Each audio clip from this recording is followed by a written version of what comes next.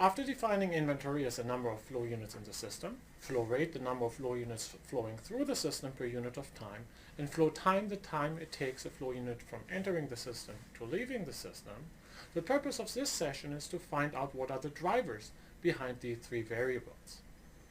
In this session, we will introduce the concept of a bottleneck, which is probably the most important definition in this course. We'll also talk about process flow diagrams, which are really maps describing how the flow units goes from being an input into the process, from leaving the process as a finished unit of output. To see these concepts in action, I would like you to join me once again, and let's take a walk together over to our local Subway restaurant and see how the operations now look inside the restaurant. Now, time to go inside the restaurant. From some training materials that Subway kindly shared with me, I now know that there are a couple of tasks that need to be carried out in order to make a sandwich. In this picture here, you see how there are three workers, three stations that are making Subway sandwiches in the store at this hour. The work starts at station 1 with greeting the customer. That takes 4 seconds, followed by 5 seconds to take the order. If we add up the activities that are carried out by the first station, we get a total time of 4 plus 5 plus 4 plus 3 plus 12 plus 9, which is equal to 37 seconds per customer. We refer to this time as the processing time.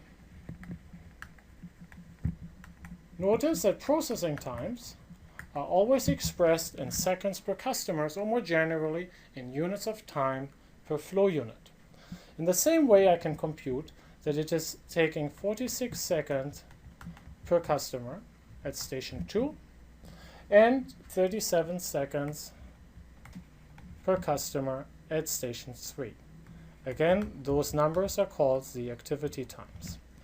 Throughout this course, I will use the words activity time and processing times interchangeably, so pardon the ambiguity when I just said activity times. I really was thinking about processing times. So be aware of that in the future. Activity times and processing times are one and the same thing. I want to be a little bit of hand waving here around the toasting activity, keeping in mind that toasting doesn't require the direct hands-on work by a worker, but instead is automated through a toaster. If there should be a limited amount of toasting capacity, that is indeed something that we would consider, but for now, I'll be hand waving over this matter. Now, this is pretty useful because now we know that there are three workers carrying out the work. We know all the things that need to be carried out to make a sandwich. And we know that the total time it takes to make a sandwich is 37 plus 46 seconds plus 37 seconds. Now, let me propose a slightly different representation of the same data.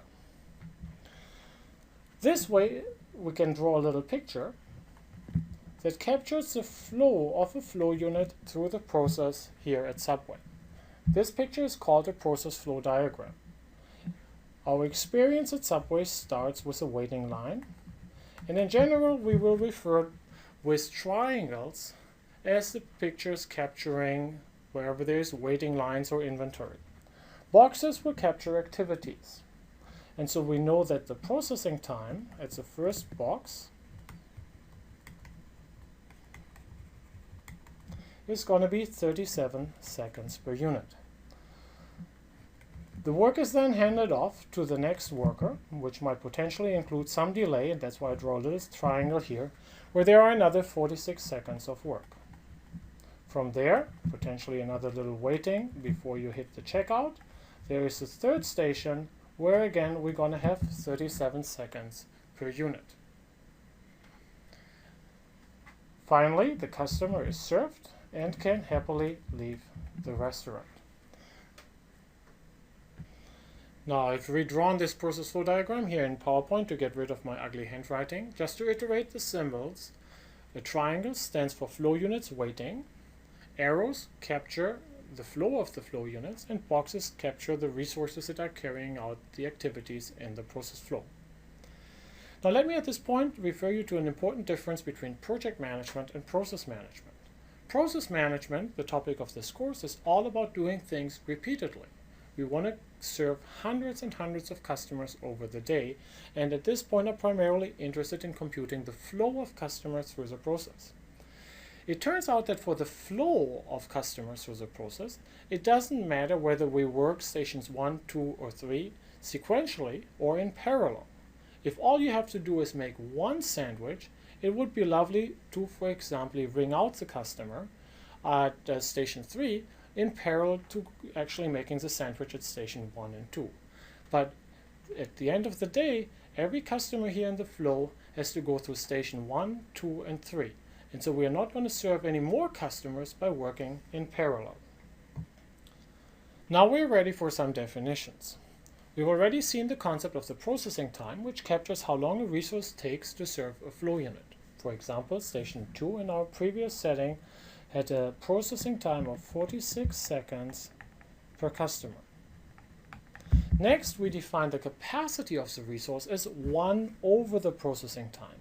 In our case, 1 over 46, and now careful with the units, that is customers per second. Now in casual English, you would typically not say that a worker has a capacity of serving a 46th of a customer per second. If you want to make this something easier to imagine, just multiply this with the 3,600 seconds that there are in an hour, and you see that the worker here at station 2 is able to serve roughly some 78 customers per hour. Now this is a case where we have just one person working at a resource. If there are multiple persons or multiple machines carrying out the same work, we define the capacity as m, the number of parallel resources, m divided by the processing time. Now the chain is only as strong as its weakest link, and if we ask ourselves how much capacity the entire restaurant has, we're going to look for the capacity of each individual step, and we will then pick the lowest capacity. This is the idea behind the concept of a bottleneck. The bottleneck is a step with the lowest capacity. Next, we want to figure out the flow rate. We already defined the flow rate as the number of customers going through the process per unit of time. Well, there can never, by definition, be more flow through the process than we have capacity at the bottleneck. However, there might be situations when even the bottleneck has some excess capacity. Those are situations where we have insufficient demand. In off hours, late at night, early morning, we might just not have the demand rate to keep the bottleneck busy, and so the flow rate is defined as a minimum between demand and process capacity. We can then compute the utilization of a resource as a ratio between the flow rate and the capacity. Now remember, the flow rate captures the flow, meaning it captures how much work a resource is currently doing, versus a capacity, which really measures how much work the resource could be doing if it worked all out. Just to reiterate, we already had defined in a previous session the flow time, the time it takes a flow unit to go through the process, and the inventory, the number of flow units in the system. Now let's jump to Excel and practice our new definitions. Let's start with the processing times. Station 1 has a processing time of 37 seconds, Station 2 of 46, Station 3 of 37 seconds, and all of this is expressed in seconds per unit. We then saw that the capacity is defined as 1 over the processing time, and this is now expressed in units per second. If we want to get to the capacity per hour, we simply multiply the previous number with 3,600.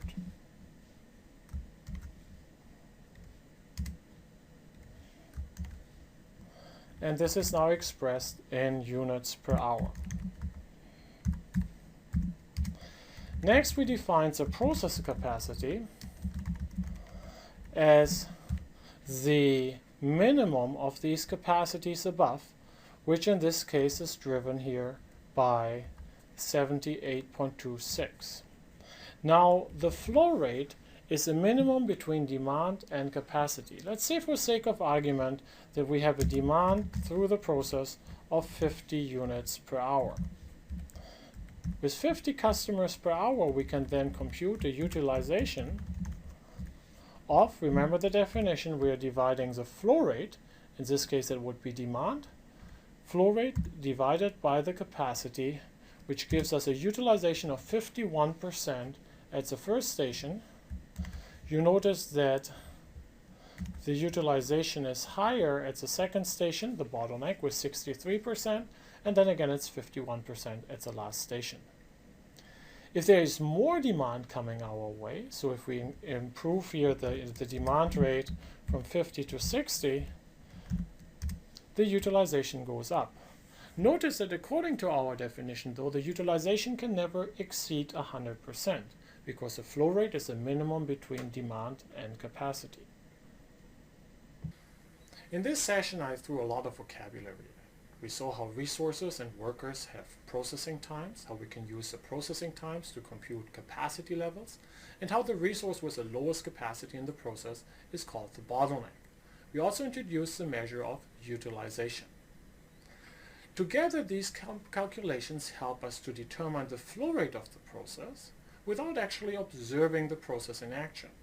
In the last sessions, we just sat there at Subway and counted customers to compute the customers served per hours. Now we're actually able to just predict the flow rate by simply knowing the processing times, the staffing level, and the demand rate.